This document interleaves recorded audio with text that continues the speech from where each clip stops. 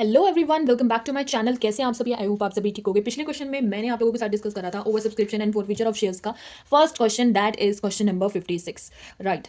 सो ये था पार वाला क्वेश्चन। ऐसा ही दूसरा हमारा एक और पार वाला क्वेश्चन है जिसमें प्रीमियम के बारे में मतलब डिस्कस नहीं है, वो आगे हमारे फर्दर क्वेश्चन नंबर 58 से प्रीमियम वाले केसेस भी स्टार्ट हैं।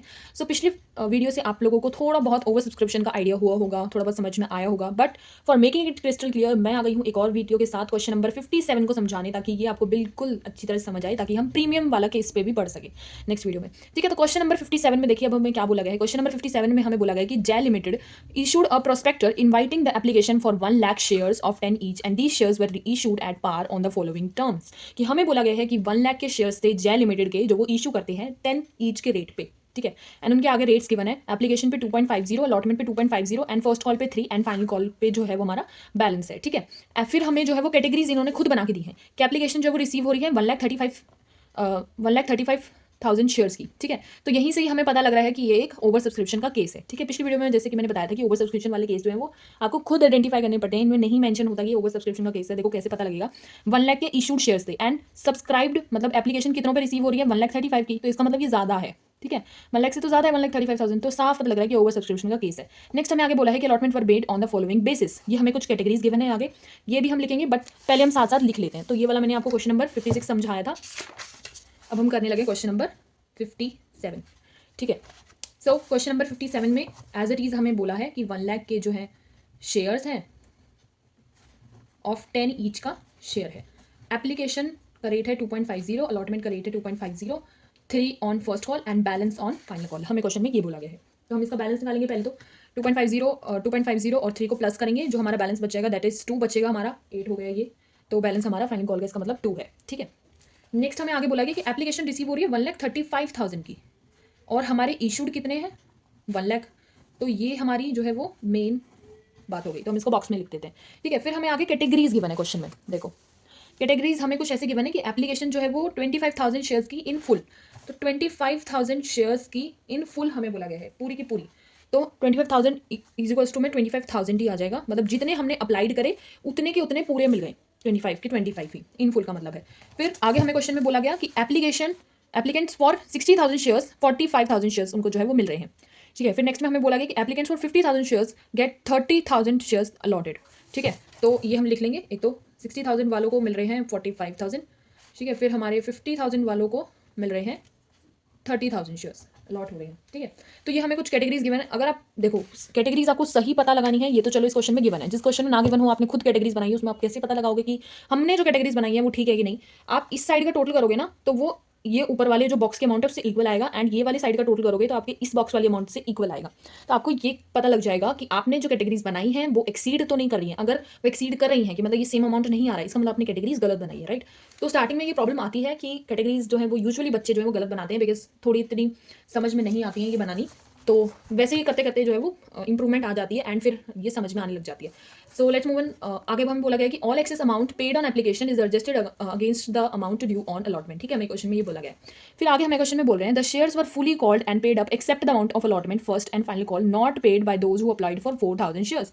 कि 4,000 शेयर्स जिन्होंने अप्लाई करे हैं वो of the group applying for 50,000 shares. अब हमें बोला गया है कि 50,000 वाली जो कैटेगरी है, मतलब ये वाली लास्ट वाली थर्ड वाली जो कैटेगरी है, उसमें से 4,000 वाले जो शेयर्स है ना, वो पूरे पैसे नहीं दे रहे हैं। वो अलॉटमेंट के नहीं दे रहे, फर्स्ट कॉल के नहीं दे रहे और फाइनल कॉल के नहीं दे रहे, मतलब उन्होंने 3 वाले रेट्स के नहीं गिवन, सिर्फ एप्लीकेशन वाला दिया उन्होंने। तो ये थर्ड वाली कैटेगरी इसका मतलब सॉल्व करनी पड़ेगी हमें।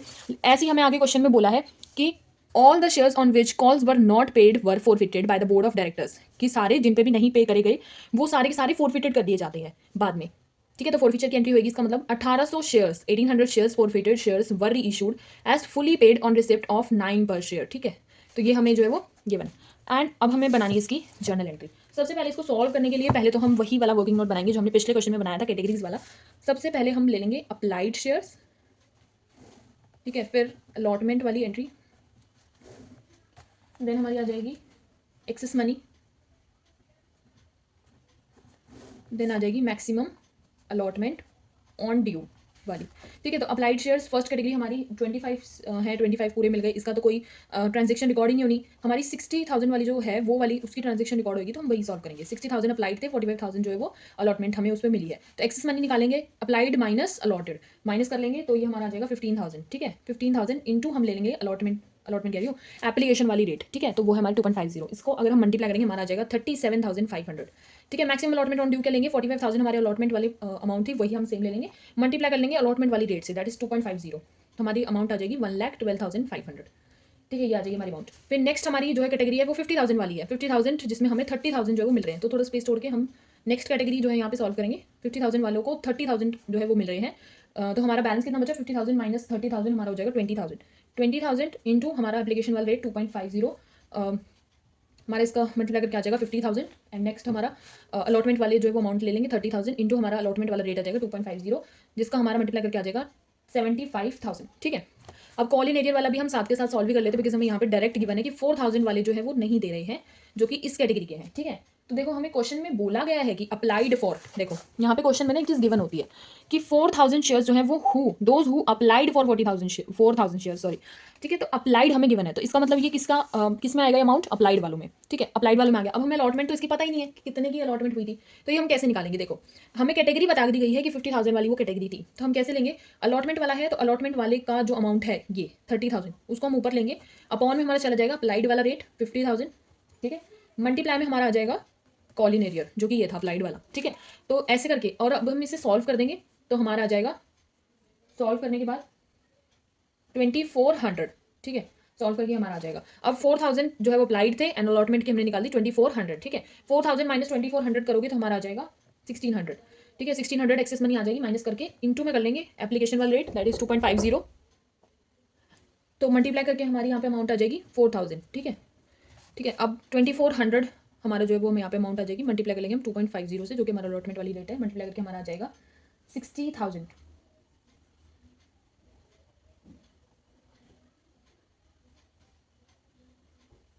60,000, तो ये हमारा आ जाएगा 6,000, 60,000 ही 6,000 आ जाएगा, ठीक है। तो अब हमने ये निकाल लिया, अब हम करेंगे इसकी जर्नल एंट्री की पास। तो जर्नल एंट्री पास करने के लिए सबसे पहले हम बनाएंगे जर्नल एंट्री का फॉर्मेट, ठीक है, जर्नल एंट्री फॉर्मेट ठीक है। तो आगे अब हम सबसे पहले तो एप्लीकेशन वाली एंट्री पास करेंगे, फर्स्ट वाली, bank account debit to share application, ठीक है। फिर हमारी नीचे आ जाएगी नरेशन, ठीक है। तो अब इसमें क्या आएंगे, ओवर सब्सक्राइब का केस है एंड 1,35,000 से जो वो ओवरली सब्सक्राइब हुए थे, तो 1,35,000 इंटू हमारा एप्लीकेशन का रेट आ जाएगा 1,35,000 इंटू 2.50, और इसको हम मल्टीप्लाई करके लिखेंगे तो हमारा आ जाएगा 3,37,500, ठीक है। तो दोनों जगह सेम आ जाएगा। फिर हम शेयर एप्लीकेशन की दूसरी एंट्री पास करेंगे, जिसमें हमारी ये सारी जो कैटेगरीज वाली इन्फॉर्मेशन है सब उसमें जो है वो मेंशन होएगा। 2 में हमारा आ जाएगा share capital and 2 share allotment. अब देखो आप एक चीज़ पूछोगे, यहाँ पे एक कन्फ्यूजन आई होगी कि हमने यहाँ पे बैंक क्यों नहीं लिखा। तो देखो जब हमारे पास नील का केस होता है, जब हमारे पास नील वाली कैटेगरी होती है, जैसे आपने पिछले क्वेश्चन में देखा होगा, क्वेश्चन नंबर 56 में उसमें नील वाली कैटेगरी थी कि हमारा कोई एक कुछ अप्लाइड शेयर से एंड सामने उसमें अलॉटमेंट जो है वो नील थी, ठीक है। तो जब ऐसा केस होता है, जब नील वाला केस होता है, तो हम बैंक की यहाँ पे जो है वो रिकॉर्ड करते हैं, लेकिन क्योंकि नील वाला केस इसमें नहीं है, ठीक है, तो यहाँ पे हम बैंक नहीं लिखेंगे, ठीक है। तो शेयर एप्लीकेशन में तो हमारा सेम अमाउंट आ जाएगा एज इट इज़, ऊपर वाला ही। शेयर कैपिटल में हमारा अमाउंट आएगा जो हमारे इशूड शेयर्स हैं, मल्टीप्लाई बाय 2.50 हमारा एप्लीकेशन का रेट, तो ये हमारा आ जाएगा 2,50,000, ठीक है। अब शेयर अलॉटमेंट में क्या आएगा, शेयर अलॉटमेंट में क्योंकि इसमें कैटेगरीज ज़्यादा थी, तो देखो 25 में पूरे 25 मिल गए तो उसकी तो कोई ट्रांजेक्शन नहीं रिकॉर्ड होगी, लेकिन 60 वाले और 50 वाले जिनमें 45 और 30 मिला था, इन दोनों की जो है वो अलॉटमेंट में ट्रांजेक्शन रिकॉर्ड होगी।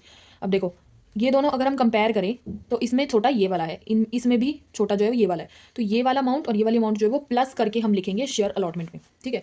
37,500 प्लस 50,000 दोनों को प्लस करके हम लिखेंगे शेयर अलॉटमेंट में, हमारी अमाउंट आ जाएगी, दोनों को प्लस करेंगे तो हमारी हो जाएगी 87,500, ठीक है, ये आ जाएगी हमारी अमाउंट शेयर अलॉटमेंट में, ठीक है।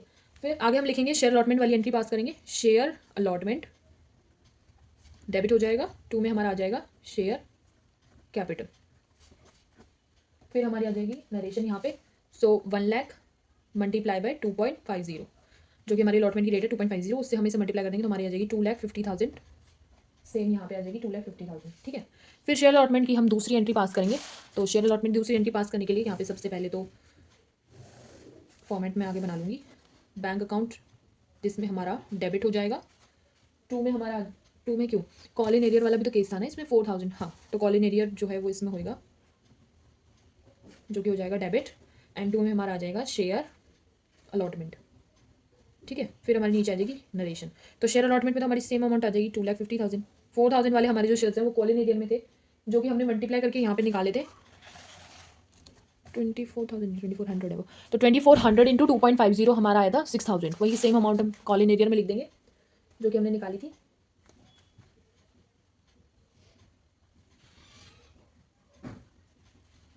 तो इसमें ये ऐसे करके नहीं आएगी। देखो, मैक्सिमम अलॉटमेंट ऑन ड्यू है वो हमारी 6,000 है, एंड एक्सेस मनी जो है 4,000 है। तो 4,000 और अप्लाइड मनी हमारी सेम है, तो हम इसमें लेस करके निकालेंगे। हमारी कॉल इन एरियर की अमाउंट आ जाएगी 6,000 जो मैक्सिमम अलॉटमेंट ऑन ड्यू है, माइनस में हम कर लेंगे 4,000, तो हमारी अमाउंट आ जाएगी 2,000। ये है हमारा कॉल इन एरियर। ठीक है, तो 2,000 हमारा आ जाएगा कॉल इन एरियर, 6,000 नहीं आएगा, 2,000 आएगा। एंड 2,50,000 माइनस 2,00,000 करोगे तो हमारी जो है वो बैंक वाली अमाउंट आ जाएगी। सो बैंक वाली अमाउंट हमारी आ जाएगी 1,60,500। ठीक है, 1,60,500। तो ऐसे आ जाएगी हमारी अमाउंट। तो इसमें 2,50,000 यहाँ पे नहीं आएगा, हमारे यहाँ पे आएगा। देखो, 2,50,000 में से ना हमारा जो अलॉटमेंट वाली यहाँ पे मनी जो हमने जो ली थी, इन दोनों को प्लस करके 87,500, उसको हम लेस कर देंगे। एंड फिर जो हमारी अमाउंट आएगी दैट इज़ 1,62,500, वो हमारी अमाउंट आएगी शेयर अलॉटमेंट में। 87,500 हम लेस करके जो है वो शेयर अलॉटमेंट में लिखेंगे। ठीक है, बिकॉज यहाँ पे हमारी जो है वो कॉलिंग एरियर हो रहा था, एक्सेस मनी हमारी जो है वो कम है मैक्सिमम अलॉटमेंट ऑन ड्यू से, तो इस वजह से वहाँ पे हमने एक तो माइनस करके लिखना पड़ेगा, एंड कॉलिंग एरियर में भी हमें माइनस करके लिखना पड़ेगा। ठीक है, अब शेयर अलॉटमेंट की एंट्री हो गई। नेक्स्ट हमारी एंट्री होगी शेयर फाइनल कॉल की। ठीक है, फाइनल कॉल की नहीं, फर्स्ट कॉल की। तो शेयर फर्स्ट कॉल डेबिट हो जाएगा, 2 में हमारा आ जाएगा शेयर कैपिटल। ठीक है, फिर हमारी नीचे आ जाएगी नरेशन। तो ये कैसे निकालेंगे, 1,00,000 तो हमारे इशूड शेयर्स थे और 3 हमारा इसका रेट था। 1,00,000 इंटू 3 करेंगे तो हमारा आ जाएगा 3,00,000। ठीक है, यहाँ पे भी 3,00,000 आ जाएगा। फिर नेक्स्ट हमारा आ जाएगा इसी की दूसरी एंट्री, बैंक अकाउंट डेबिट हो जाएगा, शेयर फर्स्ट कॉल की दूसरी एंट्री। कॉल इन एरियर भी डेबिट हो जाएगा। फिर 2 में हमारा आ जाएगा शेयर फर्स्ट कॉल, और फिर हमारी आ जाएगी नीचे नरेशन। शेयर फर्स्ट कॉल में तो हमारे 3,00,000 के आ जाएंगे सेम एज इट इज़, लेकिन कॉल इन एरियर में क्या आएगा, कॉल इन एरियर में हमारा आ जाएगा 2,400 इंटू 3। 2,400 इंटू 3। 2,400 इंटू 3 क्यों आया, क्योंकि अलॉटमेंट वाले जो हमने अमाउंट थी वो यहाँ पे निकाली थी 2,400। ठीक है, तो अलॉटमेंट वाली ही होती है हमारी कॉल इन एरियर, तो 2,400 इंटू 3 हमने निकाल 3 हमारा रेट हो जाएगा, तो इसको मल्टीप्लाई करके निकालेंगे तो हमारा आ जाएगा 7,200। बैंक में हमारी जो है वो माइनस करके अमाउंट आ जाएगी, 3,00,000 माइनस 7,200 हो जाएगा हमारा 2,92,800। ठीक है, तो ऐसे करके निकाल लेंगे। एंड फिर हमारी शेयर फर्स्ट कॉल की एंट्री हो गई। अब हम करेंगे शेयर फाइनल कॉल की एंट्री, एंड फिर हमारी 4 फीचर, री इशू, ट्रांसफर, ये सब एंट्रीज होंगी एज इट इज़। तो ये फुल फ्लेज क्वेश्चन जो है वो पूरा बन जाता है एकदम लेंदी क्वेश्चन, एंड इसके चांसेस ज़्यादा मार्क्स में ही रहते हैं आने के। शेयर कैपिटल यहाँ पे हमारी आ जाएगी नरेशन। तो इसमें हमारी अमाउंट वही सेम आ जाएगी 1,00,000 इंटू 2। 1,00,000 इंटू 2 इसका रेट था हमारा, तो ये हो जाएगा हमारा 2,00,000। ठीक है, ये हो जाएगी हमारी फाइनल कॉल। फिर इसके बाद हम इसकी ही दूसरी एंट्री लिखेंगे, bank account debit. Call in arrear भी इसमें डेबिट हो जाएगा, क्योंकि 4,000 वाले जो शेयर्स थे उसने ना तो फर्स्ट कॉल दी थी, ना फाइनल कॉल दी थी, और ना ही अलॉटमेंट की थी। तो इसलिए सब में वो हमें याद रखना है। एक तो इसमें चीज़ें याद ज़्यादा रखनी पड़ती हैं, तो थोड़ा ध्यान से पेशेंस से बैठ के करना है इसको ट्राई, क्वेश्चन ज़रूर हो जाएगा। तो इसमें सेम अमाउंट आ जाएगी, एंड 2,400 था हमारा कॉल इन एरियर का, इंटू में आ जाएगा हमारा 2 रेट, दैट इज़ 4,800 मल्टीप्लाई करके, एंड माइनस करोगे तो हमारा ऊपर बैंक वाली अमाउंट आ जाएगी 1,95,000 इंटू 200। ठीक है, फिर 4 फीचर वाली एंट्री होगी। अब हमारी ये वाली एंट्री भी हो गई। अब हमारी आएगी 4 फीचर वाली एंट्री, जिसमें हमारा शेयर कैपिटल डेबिट हो जाएगा, share capital debit 2 call in area जिसमें हमारी अनपेड अमाउंट आ जाएगी, एंड 2 शेयर 4 फीचर जिसमें हमारी पेड अमाउंट आ जाएगी। फिर हमारी आ जाएगी नीचे नरेशन। सो 2,400 इंटू 10 तो हमारा शेयर कैपिटल में आ जाएगा, 2,400 इंटू 10, क्योंकि 10 हमारी क्या थी, फेस वैल्यू थी, तो कॉल्ड अप वैल्यू तो गिवन नहीं है, तो हमारी फेस वैल्यू आ जाएगी, तो मल्टीप्लाई करके आ जाएगा 24,000।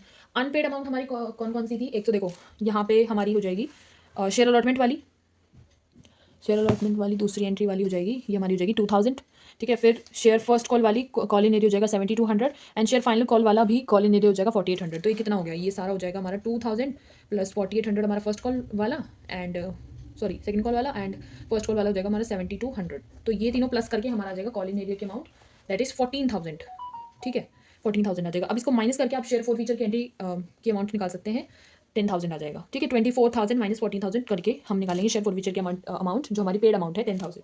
ठीक है, अब ये हो गई हमारी 4 फीचर की एंट्री। अब हम करेंगे री इशू की एंट्री, जो कि हो जाएगी बैंक अकाउंट डेबिट 2 में हमारा आ जाएगा शेयर कैपिटल, अगर डिफरेंस ऊपर आएगा तो डेबिट होएगा शेयर फॉरफीचर से, लेकिन अगर डिफरेंस नीचे आएगा तो टू सिक्योरिटी प्रीमियम से क्रेडिट होएगा। ठीक है, तो पहले हम इसकी डीलिंग से देख लेते हैं। हमें ये बोला था कि गया था क्वेश्चन में कि 1800 जो है वो फॉरफिटेड शेयर्स वर री issued on fully paid on receipt of 9 per share. ठीक है, हमें क्वेश्चन में ये बोला गया है।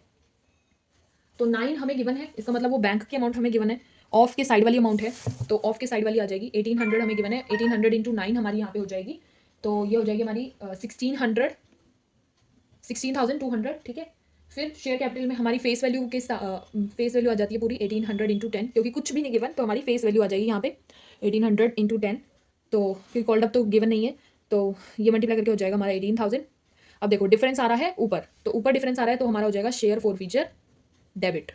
शेयर फॉरफीचर को डेबिट करेंगे तो हमारी अमाउंट आ जाएगी यहाँ पे 1800 इंटू 1 का डिफरेंस है, तो ये हमारा हो जाएगा 1800। ठीक है, 1800। फिर हमारी यहाँ पे आ जाएगी नरेशन एंड हमारी कैपिटल रिजर्व वाली एंट्री आ जाएगी, ट्रांसफर वाली, जिसमें हम शेयर्स को ट्रांसफर करेंगे, शेयर फॉरफीचर को डेबिट कर लेंगे, एंड 2 में आ जाएगा कैपिटल रिजर्व। ठीक है, फिर नीचे हमारी आ जाएगी नरेशन एंड ये हमारी ट्रांसफर वाली एंट्री यहाँ पे ऐसे खत्म हो जाएगी। फिर इसकी अमाउंट कैसे निकालेंगे, अब वर्किंग नोट होएगा हमारे यहाँ पे। देखो 1800 तो हमारे री इशू वाले शेयर्स हैं, फॉरफिटेड वाले हमारे शेयर्स हैं 2400। ठीक है, फॉरफिटेड है ना 2400 वाले शेयर्स जो हमने अलॉटमेंट वाले निकाले थे, मल्टीप्लाई में हो जाएगा 10,000, जितने से हमारे फॉरफिटेड हो रहे थे। ये देखो शेयर फॉरफीचर 10,000 वो यहाँ पे आ जाएगा। एंड अगर यहाँ पे लॉस हो रहा होता सिक्योरिटी प्रीमियम नहीं सिक्योरिटी प्रीमियम आता तो हम यहाँ पे माइनस नहीं करते, लेकिन यहाँ पे शेयर फॉरफीचर हो रहा है, मतलब लॉस हो रहा है, तो लॉस हम यहाँ से माइनस करते हैं 1800।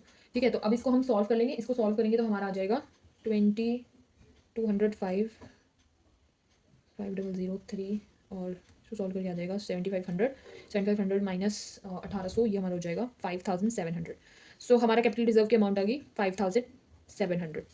ठीक है, तो इसी के साथ ये वाला क्वेश्चन हमारा हो जाता है खत्म। आई होप आप लोगों को समझ में आया होगा पूरा क्वेश्चन। एंड थोड़े से ये क्वेश्चन ट्रिकी हैं, बट आप ऐसे ही हमारे साथ जुड़े रहिए, आगे समझते रहिए, क्वेश्चंस को क्रिस्टल क्लियर हो जाएंगे क्वेश्चंस जैसे जैसे इनको सॉल्व करोगे। इनके इलिस्ट्रेशन सॉल्व करके देखो, प्रैक्टिकल क्वेश्चंस को दोबारा सॉल्व करके देखो, बिल्कुल क्लियर कट समझ में आ जाएंगे। So don't forget to like and share, subscribe to my YouTube channel which is commerce with Vanshika. ऐसे रहिए जुड़े रहिए हमारे साथ। ठीक, बाय बाय, टेक केयर।